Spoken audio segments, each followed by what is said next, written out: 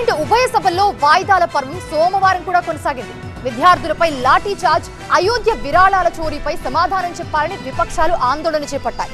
విపక్షాల ఆందోళన మధ్య సుప్రీంకోర్టుల జడ్జిల సంఖ్య పెంపు బిల్లుకు లోక్సభ ఆమోదం తెలిపింది. అమిత్ షా పార్లమెంటుకు ఎందుకు రావడం లేదని కేసీ వేణుగోపాల్ ప్రశ్నించారు. పార్లమెంట్లో వరుసగా మూడో వారం విపక్షాల ఆందోళన కొనసాగుతోంది. జంతర్ మంతర్లో విద్యార్థులపై లాఠీచార్జ్, పెల్లెట్ గన్స్ ప్రయోగంపై కేంద్ర హోంశాఖ మంత్రి అమిత్ షా సమాధానం చెప్పాలని విపక్షాలు అటు లోక్సభ ఇటు రాజ్యసభలో ఆందోళన చేపట్టాయి.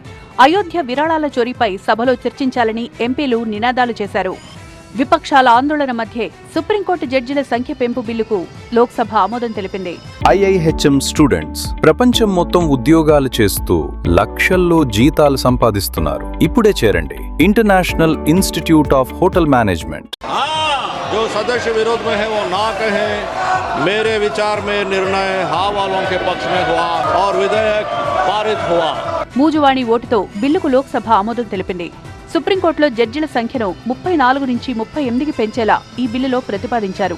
అయితే విపక్షాలు సభలో ఆందోళన కొనసాగించడంతో లోక్సభ మంగళవారానికి వాయిదా పడింది.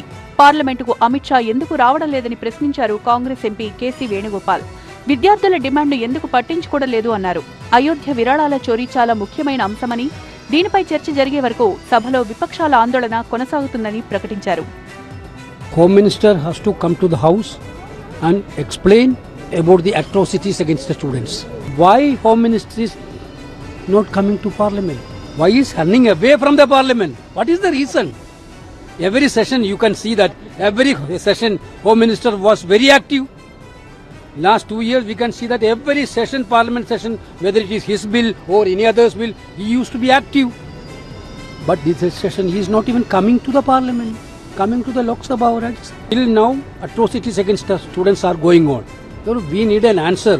Country need an answer from the Home Minister. This is the demand from students also. This is the demand from parents also. Entire opposition asking an answer from the Home Minister. Parliament ఆవరణలో కూడా ఇండీ కూటమి నేతలు ఆందోళన కొనసాగించారు. అమిత్ షా ఎక్కడ అంటూ బ్యానర్లు ప్రదర్శించారు. అయోధ్య విరాళాల చోరీపై సమాజ్వాదీ పార్టీ ఎంపీలు కూడా పార్లమెంట్ ఆవరణలో బ్యానర్లను ప్రదర్శించారు.